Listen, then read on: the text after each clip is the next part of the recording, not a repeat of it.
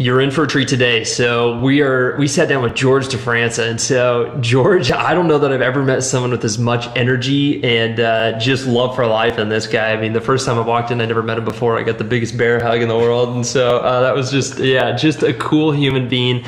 You and George did a chapter together in Craig Levenson's book Rehab of the Spine, and which turned out amazing, and it's all about manipulation. Right. And George, he had done a lot of training with Lynn originally, and George kind of, he borrows from a bunch of different things.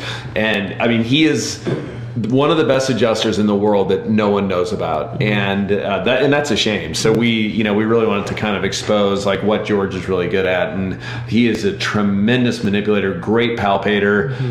We learned while we were there that he's got a new fascination with dry needling. So we were discussing how we integrate dry needling in with manipulation, which I thought was really helpful. And it's always kind of fun to see, like, as people are on this journey and as being a clinician, how they find like these deep dives in certain areas. And he was definitely in a dry needling deep dive when we were with him. That's awesome. Yeah, I mean, I just got such a great vibe. He practiced in this little awesome town in Massachusetts, West Boylston. We had some amazing Thai food there too. Oh yeah, that was insane. So it was a really good end cap to our trip in Boston. Which, if you haven't seen our Boston travel series, it's on our Instagram, it's on YouTube and stuff. And so we caught a Boston game, and it was just a good trip. And so we were super thankful for George for sitting down with us. And I think also it had such like a charming northeastern. It's everything I would think of a town that would be in the Northeast. It was like outside of a major city,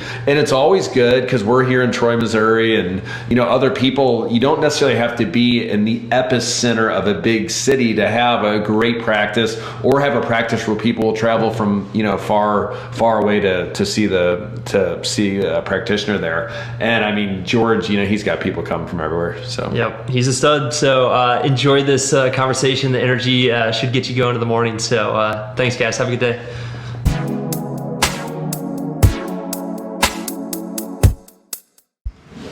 All right, everyone. Welcome to another episode of the Gestalt Education Show. So we are sitting down with, I got to meet him for the first time today. So George DeFranca. Yeah, you okay. I was always pronouncing DeFranca, so DeFranca. So we get the actual pronunciation right today. So we're in West Boylston, Massachusetts. This is kind of your home. This is your practice. We're a great video of kind of the surrounding area and stuff that we took on the way in. So be sure to check that out on the YouTube page. But George is obviously a chiropractic physician. He's well-versed in manipulation, one of the best in the world, as Brett would say. Dry needling, fascial manipulation, basically everything. So what most people don't know is you and Brett actually wrote a chapter together in Levenson's new book. And so in the newest edition of Rehab of the Spine, I can't remember, is it chapter 13 maybe? I don't know what number chapter. I think it was 13. Yeah. 13, something Lucky like that. 13. I think it was. So anyway, if you haven't gotten the new Rehab of the Spine, it's a great book, and you guys' chapter on manipulation is honestly, it's really, really impressive. So how did that process start, and maybe how was the collaboration between you two, and maybe just kind of talk through that process? Well, you can say, because George I got the call. Yeah. I got the call from Craig. Yeah. And he said, we want to bring in Brett. I said, sure, let's do the chapter. And so he wanted to revamp the chapter. And so between Brett and I, we were just looking at the chapter, and Brett put in some good input and made the chapter even better, and that's all she wrote. So it took a long time, though. Oh, it really did. We were bouncing it back and forth, and I think sometimes it's like a house. Sometimes you're better just to knock the house down and start over, like when you're trying to add in. That was the hard part, to make it all flow so good. But I think what was really neat for me is George basically, I always say he's the best in the world of manipulation that no one knows about. Like, thank you. I just feel like, I mean, you're kind of tucked away up here, and we have talks at MPI of getting George back involved, and so let's maybe start there. So who were your big influencers early on in the world of manipulation? Let's just start with that. Let's see. Probably when I was in school, I started National in '78, and in my sophomore year, about '80, I saw Len Fay for the first time in an MPI seminar. And it was like someone hit me in the head with a baseball bat. I never sat well with the bone out of place theories that I was being taught, the statics. Like, that RPIN, you'd manipulate it and it annoyingly stayed RPIN or posterior. I said, why? This bone out of place stuff isn't working, or I'm not doing it right. And when Len talked about function and fixations and movement and Gillet's theory, I just took to it. It was like, oh my gosh, this makes so much sense. Right. And that's when I started following him around. I went to every seminar as a student. It was amazing. Yeah. Okay. So Len, obviously. But then after Len, Len taught me. He opened my consciousness that there is function, and also with Gillet's thing of working on one part of the spine, affecting the rest of the spine. And then I fell into good graces of John Manel. At that time, he's known as the father of American manipulation. Yeah. And so we would have these very intimate seminars at either Peter Gale's office or someone else's office, where there'd be just like 10 or 12 of us, and John Manel would be, George, please manipulate my radial carpal joint, please. So you'd have to get up and manipulate his joint. No, too rough. So he taught me the delicateness of manual techniques and his variety of these classic manipulations, which I just took to like a duck to water, and I learned them very well. And he just had a sense of his diagnostic acumen was amazing to me. So I took that in from him. And then a little while later, Carol Levitt was hitting the scene. We're talking back in the 80s here, right? And him with his chain reactions, and again how there's remote changes that occur because of the wonder of the nervous system, and how he was into the muscular system and very gentle mobilizations, and he wasn't really into manipulation like as chiropractors. The thing about chiropractors, we're not afraid to go to end range where it needs it. It's an end range game. Yeah, it's an end range game. I like that. But Levitt, I love Levitt because of his wealth of knowledge and how he, again, the locomotor system and his chain reactions. So those three really launched my consciousness in a direction of function, mobility, and looking at the locomotor system, the neuro-locomotor system, the way what I like to call it, in this global entity that needs to be looked at that way. And those are probably the three big influencers in my career. One of people who really had a huge influence on me was Clayton Skaggs. I know you know Clayton. Yes. And so what group were you? I know you went to Prague early. Were you in the first group, or was it? I never went to Prague. Oh, you never did? Like I said, my office burnt down years. It was about that time. It was very crazy. I couldn't go anywhere, and even Craig was saying, "Oh my God, I don't know how you did it. Your office burnt down, and I had to scramble to get my practice going another place." That was about the time when people were going to my sister Carol and Scott. Do you know Carol DeFranca and Scott Chapman? Yeah, they're chiros from Nashville. They went to Prague. So I would get all the information from them and from the grapevine, but.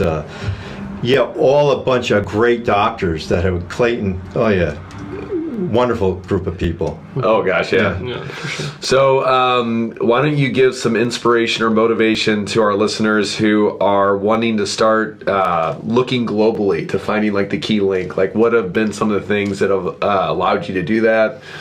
Palpation, movement assessment. I got to be honest with you. I mean, look, like I said before, this will be my 39th year in practice, and I'm just getting the hang of this stuff. I'm serious. It is so complex, and what I find out that I think we overthink this. There are so many techniques that we have, and when I think back, because I'm always thinking about this, even now, like, what's the one or two things that really tick?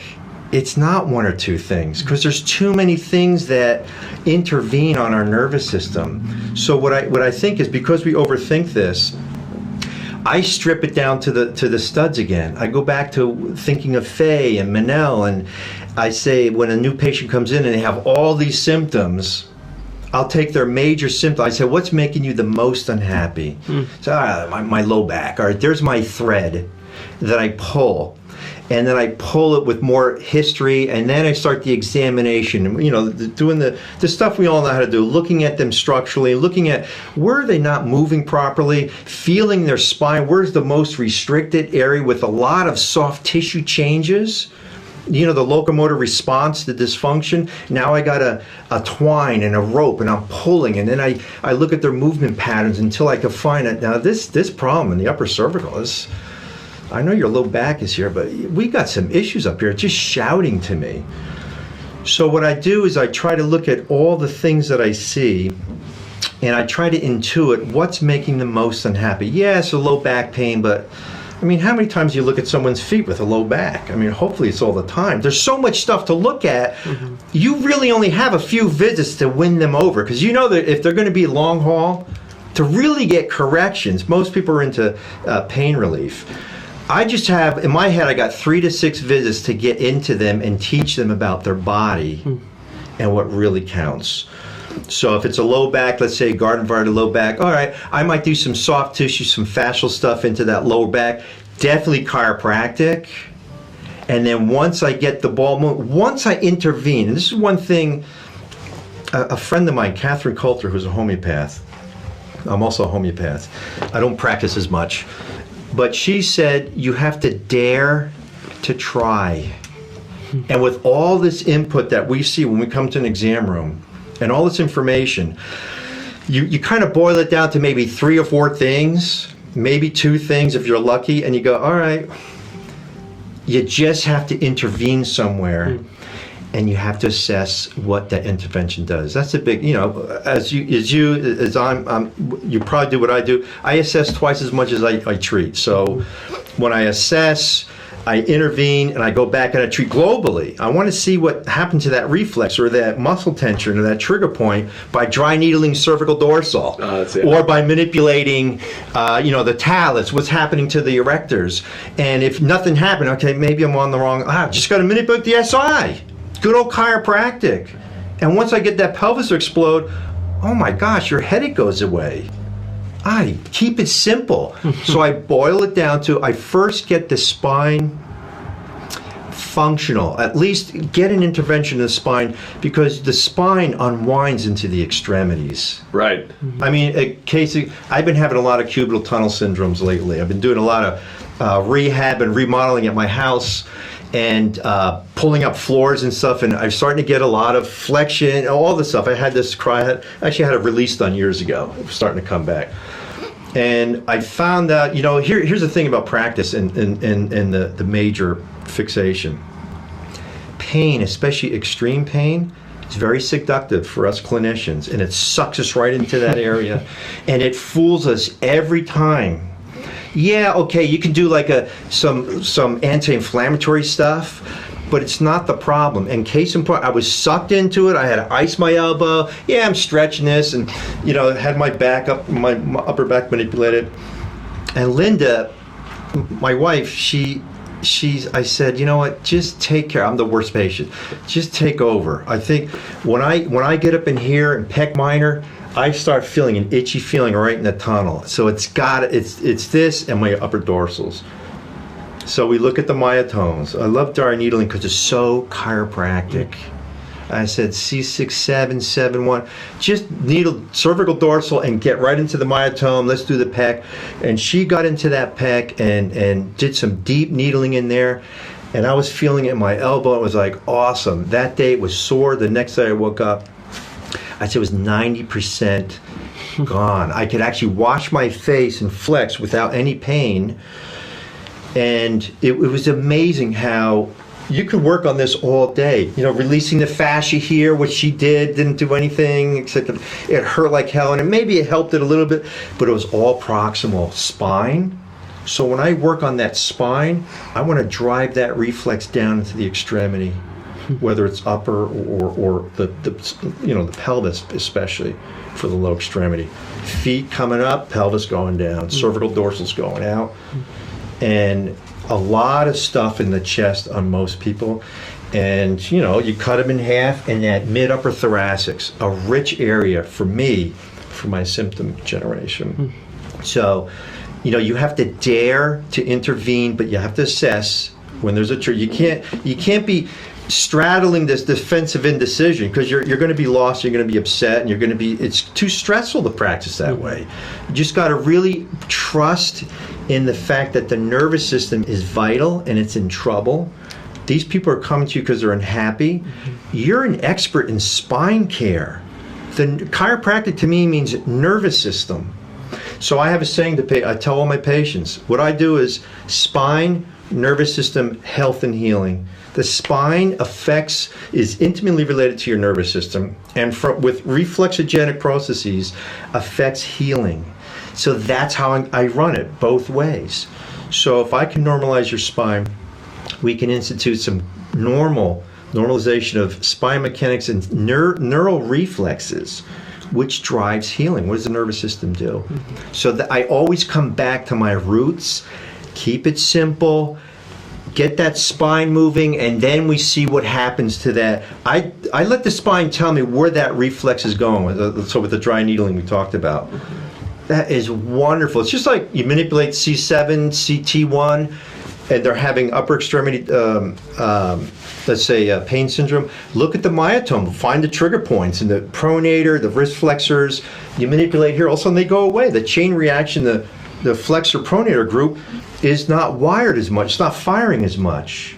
So, and if it doesn't, when you manipulate here a dry needle, then you go into the periphery on that circuit and release that circuit bilaterally.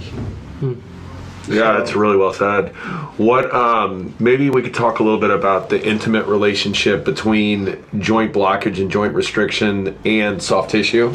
I feel like in chiropractic, it's almost like people separate that, which is pure insanity. How can you? So you can't. So maybe let's get your opinion on maybe the causation of joint blockage. How do joints get blocked? What's your opinion on that?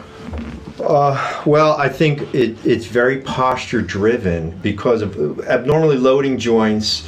When a joint doesn't move properly for whatever reason, whether it's trauma, fibrosis, poor loading because of posture, poor movement patterns, that joint becomes stressed, and then you may have a capsular shortening around that joint. So that now you're starting to block the mobility, and some of the things of maybe an intra-articular entrapment could be there, but I think it's more of an adaptive shortening of the capsular ligaments. And then you have the perispinal tissues, and the musculature and the fascia, which then, because you have lack of movement, they're going to adaptively shorten. And so what happens now, that generates even more poor movement patterns, and that starts to spread. And then the spine is going to start to compensate for that. So barring trauma, I think poor movement patterns generated by poor posturing. I mean, look at our society. We sit so much. That creates such a strain on the locomotor system that things start to limit. We are made for movement, speed, agility. What do? We stuff our feet in containers and we walk on hard surfaces all day. What's that going to do to those 26 bones? 28 if you count the 2 sesamoids. It just restricts them. And so if a joint is this, if I take a good elbow and put it in a cast and take it out here after a few weeks, you won't be able to move. You've got now joint dysfunction, but you have soft tissue adaptive shortening. You've got a major problem now. And so that's because of an extreme case of lack of mobility. So if I'm able to do, a nice pattern, but I never do that, I'm in a computer for years, and I get the head forward posture, I get that adaptive shortening, all of a sudden, things adapt. The joint now is functionally restricting because that's how you function. And then maybe you get an injury, you turn your head, and you get a capsulitis, inflammation, now we got fibrosis. So barring injury, obviously where the injury is inflammation and fibrotic change and scar tissue, I think how the body adapts to how we use it causes damage or wear on these joints. And obviously mechanical wear like osteoarthritis will cause a chipping away of that cartilage, and then you have an inflammatory response and you have the healing, and that's more of a fibrotic change.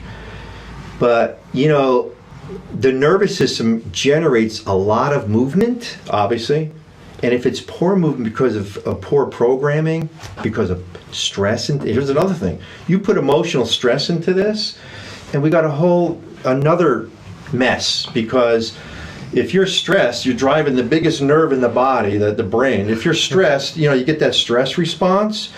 There's more tension in the musculature. You get the head forward. Now the cranial cervical areas is tightened. You get adaptive shortening.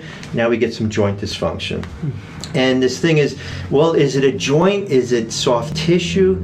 How can you separate that? Right. I mean, that's the old bone out of place concept of, I'm going to contact C2 and drive that home. Well, what about C2 to 3 or C2 to 1? How about C2 to 3, 4, and 5? I mean, you got connections into the upper thoracics. You can't, this thing about specificity, I look at regions of the spine. Unless I'm dry needling, because you could be specific with a needle. You can't be that specific with manipulation where it's exact. I mean, that's the art of manipulation. Right. I try to be specific, but in the real world, I get close. And and it doesn't matter to me. I don't care if is it T12 or L1. I don't care. As long as they sit up and I go back and I say, oh, that region is much better. Not only that, but this region I didn't even touch is even better. That's what gives me, that's what's fun for me. When I see the change that I can put into a body, and when I see the patient go, what was that? You didn't even touch my neck. Man, that is cool. That's that drives me. Yeah, same. That's awesome. So a lot of people, our listeners, probably going to know. George wrote a book called Pelvic Locomotor Dysfunction, right? Yeah. And I'm a proud owner of that book, and I've gone through that whole book. Why did you choose the pelvis? What was the?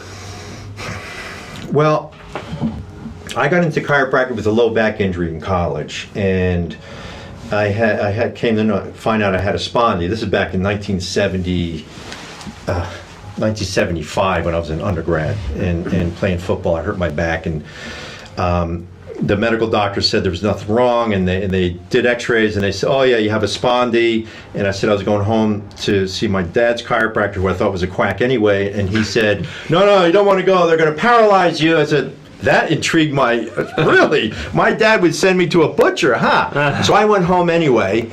And this little guy, Dr. Herman in Elizabeth, New Jersey, examined me, told me all kinds of neat things, and he said that my sacrum was out. And so he got me on the table, and he went through me left and right. I loved what he did to me, how he talked to me, and what he said. And most important, when I got off the table, my 4 or 5 months of sciatic pain was gone. I was 19 years old. I was bent over like a 9-year-old man. I couldn't play ball, couldn't do anything. I just had a lot of pain. And in one treatment, it just shocked me. When he said sacrum, that's when I decided to change my major to pre-med and go into chiropractic college. But when I went into school, that's where it was. I was into the pelvis and the sacrum because of what happened to me. When I went into practice, and then studying motion palpation, Giglia, how powerful the pelvis, not only the articulation, but the ligaments, sacrotuberous ligaments in the pelvis and the musculature, even the organs, how it's our base of support, it's our center of gravity. It was an interest to me. And so I decided to, and I talked to John Manel about this. I said, he said, well, why don't you write a book? I said, well, I'd like to, maybe the pelvis, the SI joints. He says, yeah, all right, why don't you write a book? So I did, and I had called a very prominent researcher in Canada, whose name shall be withheld, and he said, what are you doing that for? There's nothing to write about. That intrigued me even more, because clinically, as a clinician,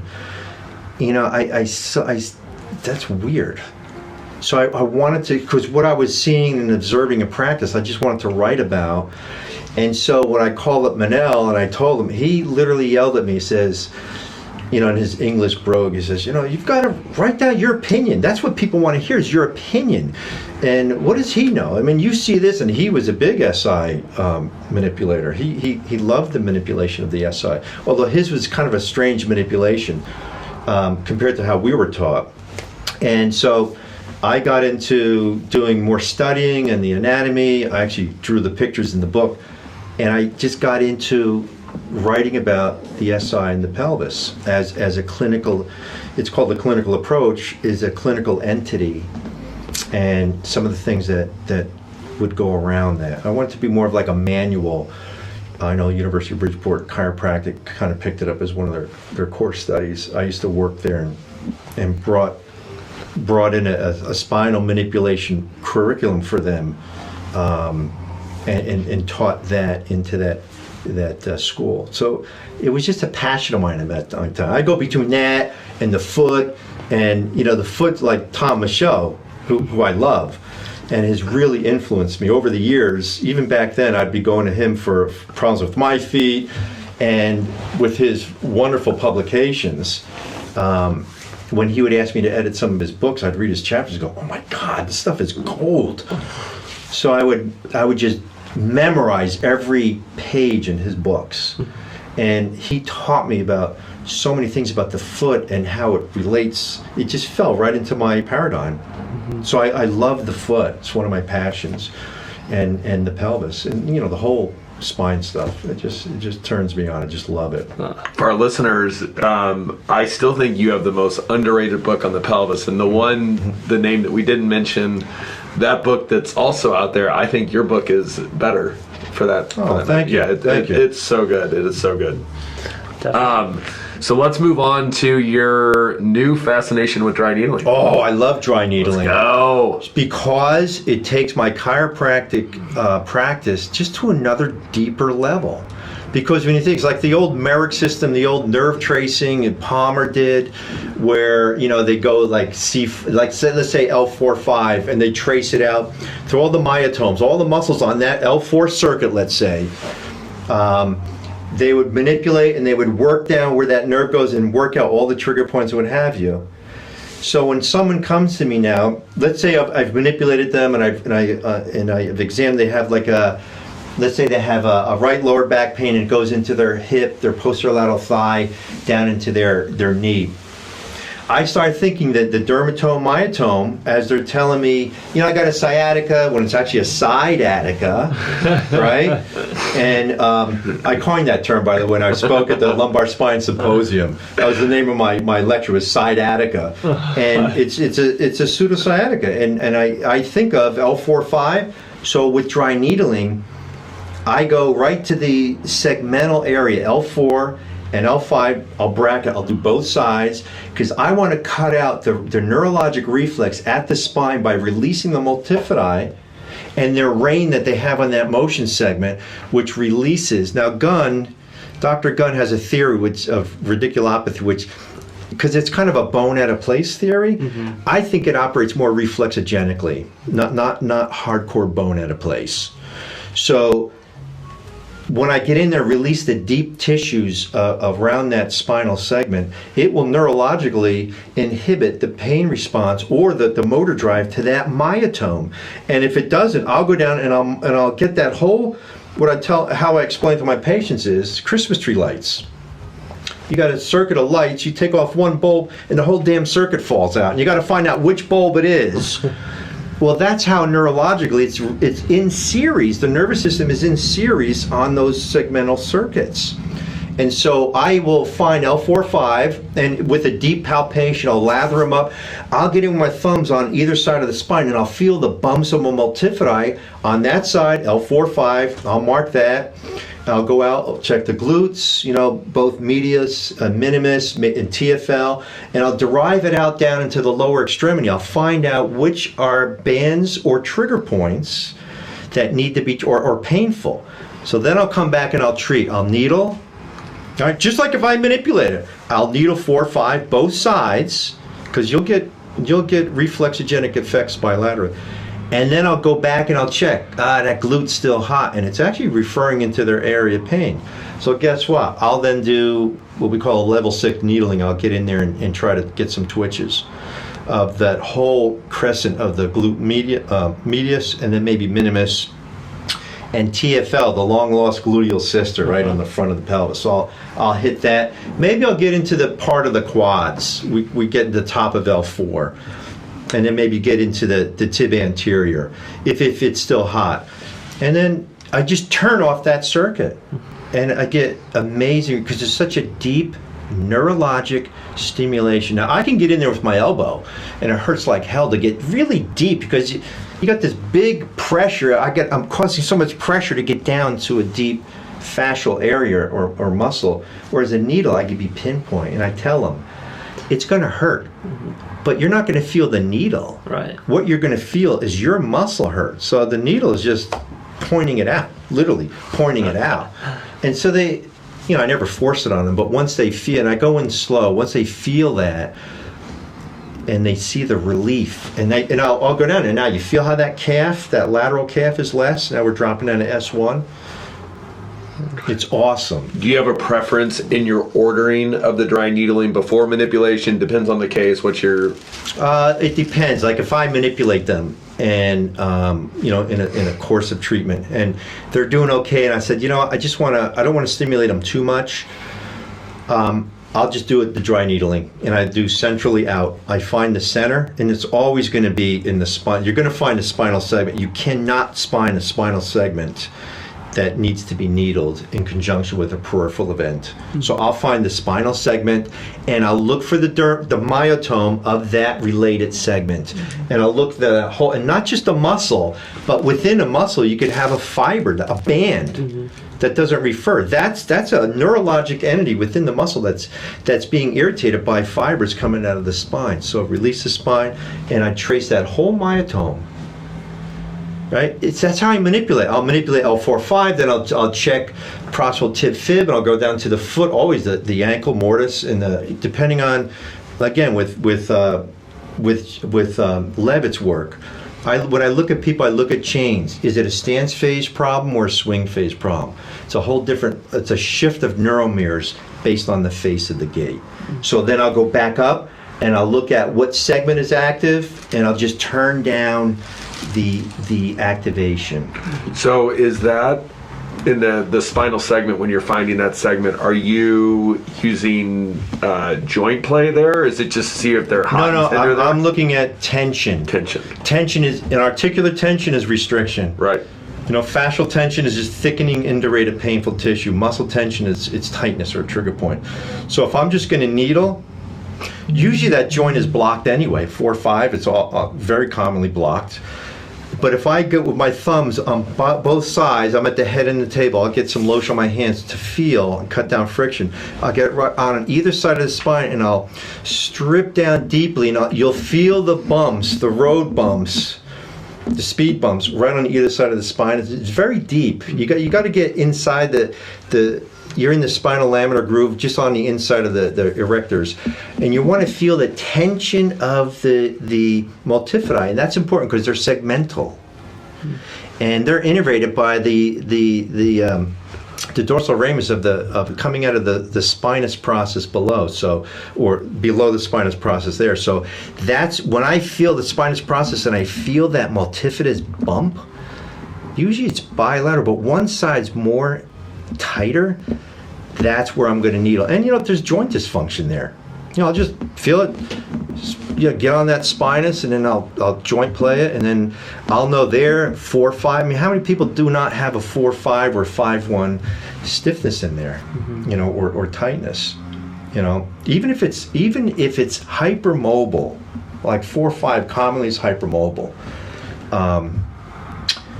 I'll needle it. I won't manipulate it, because there's an active neurologic aberrancy there that's driving that circuit, and I want to turn off that circuit or normalize the circuit. So typically I'll do that, and in a full treatment I might manipulate, let's say 4-5 or SI, needle segmentally, and then I'll come back up, because usually the foot I'll work at, usually lateral column. I'll be in cuboid, a calcaneal cuboid. And that's another thing. I can't stand when they talk bones because we manipulate joints, right? So I'll work on the foot. Usually it's a stance phase when I'm at L4-5, and I'll work back up to the spine, and it totally diffuses that chain. Then we got to find out, why is that recurring? Usually because their footwear or their posture or whatever, or the other side, short leg, long leg. There's so much stuff. That's why you start, assess, and see where the body takes you. And you know it. There's so many things that people need. They're never going to do it. They're not going to do the exercises. They're not going to wear the orthotic all the time. And I love orthotics, but orthotics are crutches. Can we just normalize function and let the body adapt to that asymmetry that everyone has? We can't do it all. And I get caught up in wanting to do it all in my early years. I want to do everything for a patient. And first of all, they can't come in as much, and they couldn't afford it. So you had to be realistic. And so over the years, I've been priding myself in reducing how many visits it takes me to get someone out of pain, but more functional. Well, that's perfect. Because I'm a realist. They're not going to go through all the friggin' exercises, the functional training, all this stuff we know how to do. Some will. The athletes that are driven will. But Joe Schmo, he won't. But to do him service, and I tell him, you can come in here and do this, come in here and do this, what do you want? A lot of them just want the Band-Aid. But I know if I give them a Band-Aid and kind of get in some function and they see the change, they'll say, yeah, well, can we, my shoulder's been bothering me too. Well, your left shoulder has to, because your right hip is off and you got that sling that goes across. And then we start talking function, and then they start coming in. Maybe, and you know what? I don't treat as much. Like, in the early days, someone comes in, we'll see them daily for a week, and then 3 times a week for maybe 2 weeks, and then start to peel them off. Now I'm treating them like, because I'm so busy, I'll treat someone for 1 or 2 visits in the first week, and then they start moving along. Because the treatments that you do when you do like dry needling and the manipulate, even when you manipulate Gilet's major fixations, the body needs, because those are very stiff. They're very hard to deal with, these fixations.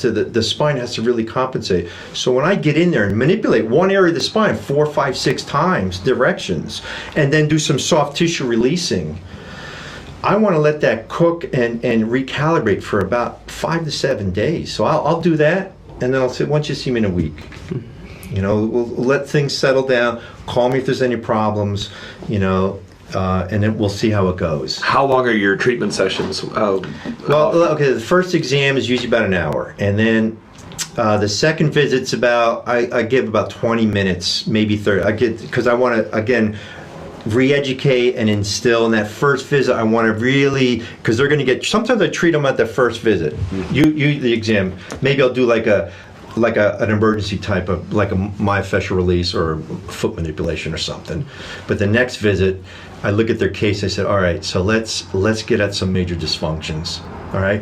But a regular visit after that, it's like 15 minutes I book, because I'm very laser focused. I'm not going to do everything. I have a plan in my head. I sit them on the table. I do a scan. I always do a scan. I do the motion scan, sacrum to occiput. I derive out the really stiffest area, and I let them feel it. And that's what I'll get them down. I'll manipulate. I always go to the spine. I'll release that as best I can. Manipulate. I'll do soft tissue. I'll do myofascial work, and then sometimes, and I jerry-rig things a lot. So sometimes if I see, gosh, he's got that, what's called a spiral sequence in fascial manipulation, like left shoulder, right hip. So he's got a right low back pain, but he's having like left scapular pain. But I check the cervical. They don't feel too bad. It's that fascial plane. So while I manipulate, let's say mid-thoracic, they're there. I'll work out the fascial points along that what we call the oblique, the posterior oblique, the spiral. And it's not a whole fascial treatment. And then I'll turn them over. I'll do the anterior. You got to do the anterior sling, which is you pec to the anterior hip, the opposite hip. So I'll work that out, and then I'm basically done. I'll sit them up. I'll remotion them, see if we did what we did. Said, all right, see you next week, or I'll see you this week if they're, depending on the scheduler. About 80% of the time, I'll always do an extremity with the spine, because I want to get that back into the reflex. So if it's up, if it's from T6 up, like shoulder, like elbow, wrist, I'll just check it. And, usually, out and through here, I'll do a lot of dry needling into the wrist extensors or supinator with that lower cervical. And I'm always into the foot with low back. even thoracolumbar, always into the foot, proximal tib fib. Knee is such a mobile joint unless there's a meniscal block that needs to release. The hip, the foot and the hip, they're tremendous joints. And it's not just the articulation, it's the soft tissues and ligaments around them. You know, that subtalar joint, what I love about the foot, when I used to teach the foot, the three things that I loved about it were the talus has no muscular attachments, none. So it floats in a sea. It's condemned to float in a sea of joint play. And it's hooked up with ligaments to surrounding articulations. So if there's a problem with cuboid, calcaneus cuboid, talus is going to feel it, and so now you could have talar pain. But that mortise joint needs to be attended, and the subtalar joint, to make sure that floats around. And the P tibialis comes on the medial side. It inserts to every tarsal except talus and middle three metatarsals. And so that has a lot of governing on the medial side, and you got the P longus coming around the cuboid, giving that basket on the other side. And when I see that, how it's a slave to all that joint play, how can you not assess subtalar and mortise joint function? Because one's involved with swing phase, the other's involved with stance phase, and it drives those circuits, two circuits, one going down, and it's phasic. When you look at a spine, the cord, if you looked at a EMG or like neural imaging, what you'll see, like the upper lumbars, they'll start to light up on swing phase, and then at heel strike, the lower, they'll phasically, the light up is like a drag race. You see the trees light up. You'll see this come up, and then you'll see this dance, and it's on the opposite side if you had two trees. And so that's the chain reaction. And so I'm always in the foot because of how it gives me such a powerful access into the locomotor system. And when you think about it, and I tell my patients this, your foot is the first part of your anatomy that literally touches your environment every day, the minute you get out of bed. And it's geared neurologically to sense terrain, angle, friction, to give that information to the drive to get you to locomote. And if that's screwed up, which whose isn't, it drives poor, sensory motor. It drives poor motor output. We see that in posture, poor movement patterns, pain. So that's why the foot is so important. Foot, pelvis, and actually all the transitionals. I'm mostly in the foot, pelvis, like thoracolumbar is big, and that hole from 6 to 1, and obviously upper cervicals. But I do a lot of like cervical, dorsal, mid-thoracic, pelvis, in addition to the foot. There's a lot of debate on what we should be doing with the anterior articulations on the rib cage. Do you do anything special with? Yeah, I do. Pectoral release. Okay. The pec major has a vast amount of strong attachments right onto the costal cartilages and serratus. So I'm working on a lot of those, usually with dry needling, PNF stuff, and then getting the sling in the back to get that reciprocal inhibition, because these muscles are so inhibited in the back. The external rotators, because they're so dominant by the subscap and the pec. So to release those, and then you can train, one of the best, Brugger's, and in training extension, supination extension drive, to get all of this trained, because that's our posture. We're in the flexion, is to do like a functional Brugger's, is to train that to get more balance. There's so much tension in the front. And here's where you see it. And I love that term, tsetse syndrome? Give me a break, These are pain points from locomotor system dysfunction of the pec major. And then you move out here and you get into the minor. And then you get that, the thoracic outlet syndrome. There is so much stuff with that pec minor. And I love dry needling, getting into pec minor, because it releases the scapula, and then getting and needling the subscap and trying to facilitate serratus. That is such a hard muscle to facilitate. That whole upper quarter is key, and tipping up that scapula. Lynn and I have had a lot of fun arguments, if you will, on he loves his ipsilateral low cervical spine, that joint blockage, and he's got a matching A to P, you mean? A to P, yeah. So I have always... We've talked about this a little bit. But go ahead. Well, so, I mean, and we just respectfully kind of disagree with each other on that. Mm-hmm. Lynn's argument is that he agrees that it is hypermobile, but he thinks that it's hypermobile from a P to A direction, but it's actually restricted A to P. I always feel like I see what I can see what he's saying, but to me it's more like scaling tension that is that joint blockage. So my question to you is, do you believe in that joint blockage? Do you manipulate that? What's your opinion on it? Yeah, absolutely. But it's not, because we're not adjusting just joints. We're adjusting, the fascia on the front of the neck. You know, you get down to those deep muscles in the front and the scalenes. But also because people are in that position, the head forward, where the lower cervical is actually flexed, you have a lot of flexion restriction because they've adaptively shortened, and that A to P. I feel the restriction. Yeah, P to A is very, you get an axis shift of rotation, the instantaneous axis shifts. But when I manipulate, when you watch how you manipulate, you're not doing articular you're taking fascia, skin, scaling. It's like taking a big towel, wrapping it around, and then you lock it out, and you just create mobility into that. I try to get as low as possible. I'm like C6, 7, because I agree with you. 5, 6 is very hot oftentimes, and I would never adjust it if it were hot. If it were chronically fixated. And let's face it, cervical dorsal is not C7, T1. It's like C6 to T2. Right. Just like thoracolumbar, it's like maybe T10 to L2. And so when I talked about specificity, I'm looking at regions. So when I see the A to P really low, I'm thinking of cervical dorsal. And so what I would do is, if I think it's hypermobile, and you'll know if it's hypermobile, then I'll needle it. I will needle, especially the segmental areas back there, but I will definitely release that. Maybe I'll come down to 7, 1, 2 and ease up on that 5, 6.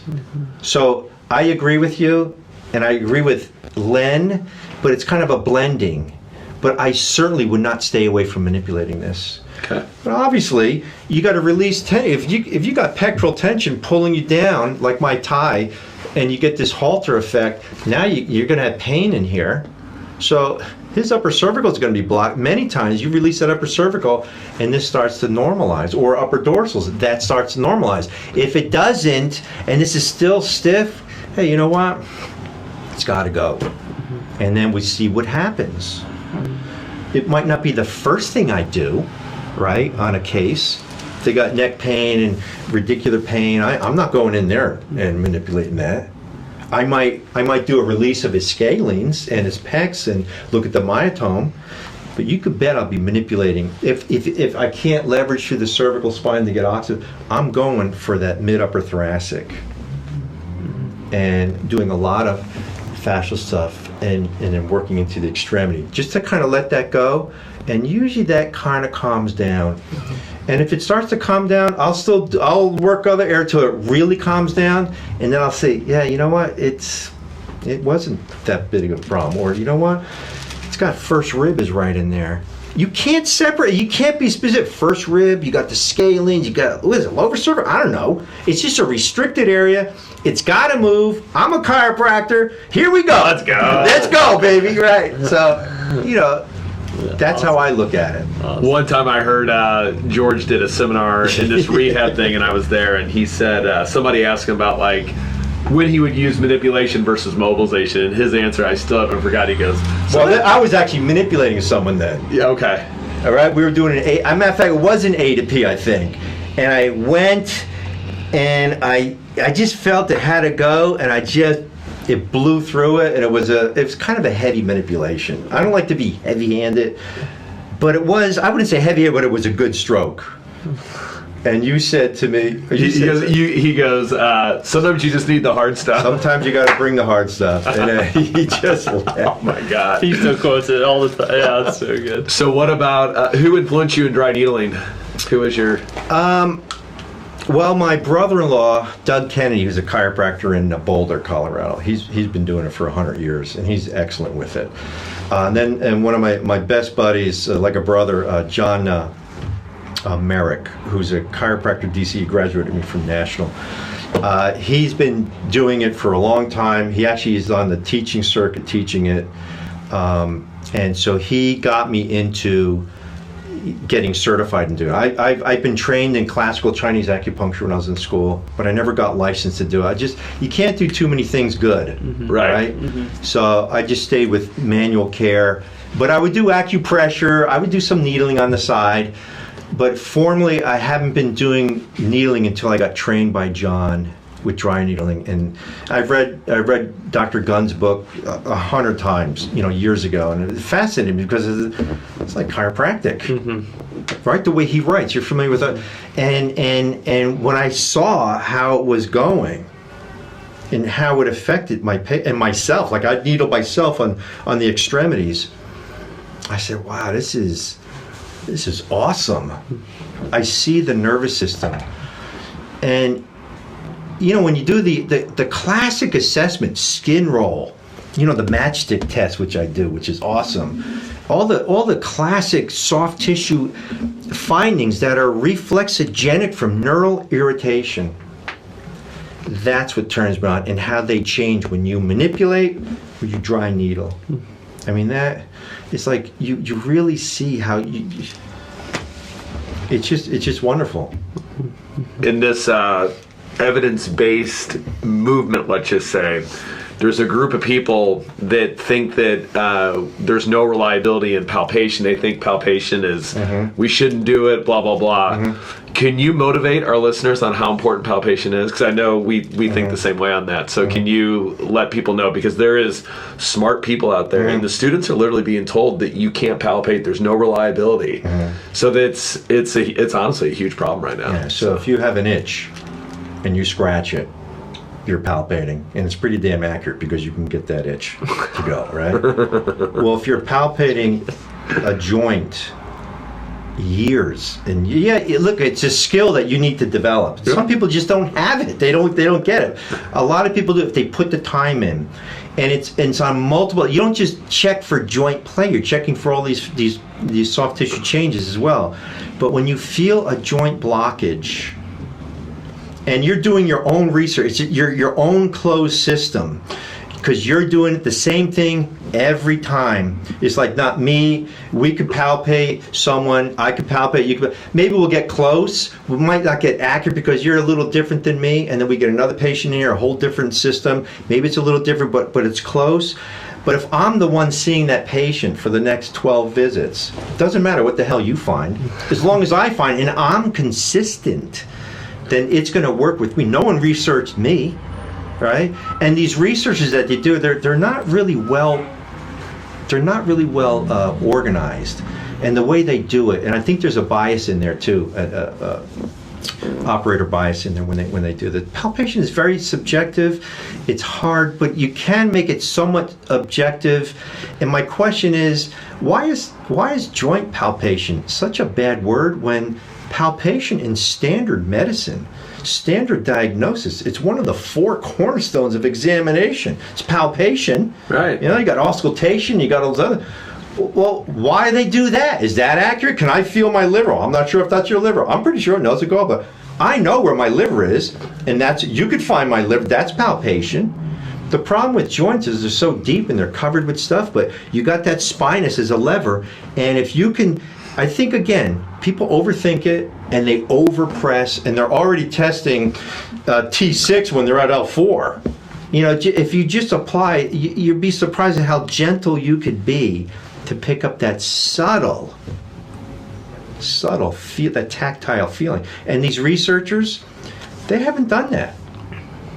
I don't think they have done that. No, they haven't. That was well said. What are your audits? We talked about joint play, trigger points, bands and muscles. You use the term reflexes. What are the things, besides the patient coming back and saying whether or not they're subjectively better or not? What are the things that you're checking? Well, I always do a scan. I sit them down. I do the classic Gillet scan. You know, I used to have the stools. I burnt through those so many times that look, forget it. I'm just going to use the table. So I get the table apart. I'll do the scan. You know, derive out 1 or 2 majors. You know, I don't just do one area. I used to do it. Sometimes I do. Like today I did on a hot cervical. I did mid-upper thoracic. But I'll do the scan first, and then I'll manipulate them, and I always come back to the scan every day. It starts and ends my visit, and they know that. So that's it. And I'll say, you know, 2 weeks in a row, hey, Bob, you remember how this was so painful? And Sif says, yeah, my gosh, it's so much better. Even my back. My audit is spinal mechanics. That's what I'm a chiropractor. I don't like that word. I'm a chiropractic physician, right? I want to increase spine biomechanics. And the nervous system's going to tell me how. Hey, that trigger point feels better. It doesn't have an LTR, you know, a local twitch response. It's an objective finding. You can use algometers and all that stuff. I don't. I'm very low key. I'm very low overhead. You know, just that's it. I just have a black and white. Let's keep it simple. There's so many things He's all about the money. Yeah. There's so many things we can. Run them through. Come on. Let's go. It's just a mill here. Yeah. $20 bill off. Come on. Right. So keep it simple. Look at the nervous system. My audits are spine movement or, patients, you know, they can do the pain diagrams, how they feel, but how their spine is progressing. You look at your notes, and they'll know. And then look at reflex changes, the soft tissues, the skin roll. Mm-hmm. Muscle trigger points, muscle tight bands, straight leg raise. Can you do a squat now? Can you do a bridge? You know, you do the functional movements. And guess what? I can walk 30 minutes now, when before I could only do 10. Bingo, there's a nice outcome. Mm-hmm. So I go into their ADLs and say, okay, where are you most unhappy? Well, I can't play golf anymore. All right, let's do some putting and short range stuff. And pretty soon, I did a drive for the first time. My back hurt, but it wasn't nearly as bad. Where before, he couldn't even do a driver. So I look at their ADLs, which is probably the most important, because that's where they're going to see it. Yeah, that's why they're. And then here, I do, for me, I look at physical changes that I found on exam. Reflex, the classical reflex, motor, but if it's not radicular, I'll look at the soft tissue changes, the locomotor responses, and chain reactions. The hip extension, all that stuff. But I try to keep it soft and just be in the process and kind of be like an observer of their healing response. And it's easier on me. Like before I said, I tried to do everything and I was beating myself up. How come this person's not getting better? Guess what? I realized that's not my responsibility to get them better. My responsibility is to do a damn good job at assessing and fixing what I can fix and let them do the healing. And then teach. Doctor means teacher. So to teach them. That's all. And if they don't get better, I'm not the guy. So you know what? You need to you go to this guy. That's liberating for the clinician. Like once you get liberating. When you're my first 5 years of practice, maybe 8 years, man, I'd beat myself up. Same. Man, I'm the worst chiropractor. I'm a fraud. I can't believe I'm here. I'm out teaching on the road. My patients aren't getting better. I feel bad. What we all know, like specificity with manipulation is kind of a joke, but do you believe it's important to like really palpate a spinal segment, let's just say, in 3 planes of motion? Yeah, I do. Do you think it's no, because you're not testing so much articulation so much, because articulations aren't just you're checking vectors housed by ligament systems. So when you manipulate, you're like a true major is a ligamentous fixation. You're not going to get into that. You're not going to cavitate that joint. You might get it like a little squeak. Or like down the road, you might. But you're gonna open up that. You're going to get that ligament to stretch, and it's probably fibrotic. The multifidi are probably infiltrated with fibrosis, and you got the erector. So it's a mess. So to get into that train wreck, you got to go and maybe I'll do heavy, like grade 4 mobilization in all those vectors, and maybe I'll get one to release with a grade 5. I'll always try a grade 5, or I'll get them up into a grade 5, and I'll just oscillate. Maybe just try to coax, but never wrestle or overimpose. Right. So yeah, multiple directions, absolutely. But if you like the spine couples, so I'll do more of a coupled type of motion. I'll get various vectors at once, right? Perfect. Look at that. Anything else, B-Dub? The last question would just be, how do we motivate / inspire people to look at some of these extremity joints that they overlook? Let's say proximal tib fib, distal tib fib. What's the matter with you? Yeah, so you have to. I think the only way to do it is first of all, got mad. learn a few of these, like proximal tib fib. I mean, your hamstrings hook into that, and you got a bad ankle sprain. It's going to affect both ends of the fibula. Just learn to, and then mobilize them and see what happens. Do a straight leg raise, mobilize both ends of the fibula, and see if it changes. Maybe not. It's usually not a major, unless there's some fibrotic trauma. I had a person that had like a plate put in there in a bar and all that stuff. So it's causing a lot of tension. But all I have to tell you is, we're not just spinal. The spine drives activity into the extremities, and now if you have a dysfunction in the extremity and it takes a life of its own, now you get this reverberation back up into the spine, and it's going to play the spine like a violin. And if you don't take care of that, you are doing disservice to that patient. Wow, that's well said. That's awesome. Well, we're hitting up almost on our hour mark. We try to keep these short, but right. It's what an amazing conversation. I think that my key takeaway is, George, how long you been in practice? It'll be 39 years this September. Yeah. The passion that you exist and it radiate is intoxicating, which is it's good, refreshing. That's why we're wanting to do these things, is to get into people's practice, because meeting people like you and feeling how much you love this profession and love treating patients is it's motivating for me. It's motivating, I'm sure, for Brett, and motivating for our viewers. So thank you very much. I think too, we have the real McCoy here too on like looking globally. I think a lot of people give lip service to it, like everybody wants to say that, and then other people aren't so good at actually buying into what you talked about today. What a pleasure. You are an absolute icon in the profession. Not enough people know who George is, but we're gonna change that. We're gonna change that. All right. Thank you guys so much. Awesome. Keep being intrigued, and keep investigating your patients, and good things are gonna happen. Yeah. So. Just getting the hang of it, I'm telling you. One of these days, right? All right. The last treatment's going to be your best, right? That's right. That's 11th. That's right. All right, guys. Have a great day. All right, good. See ya. Beautiful.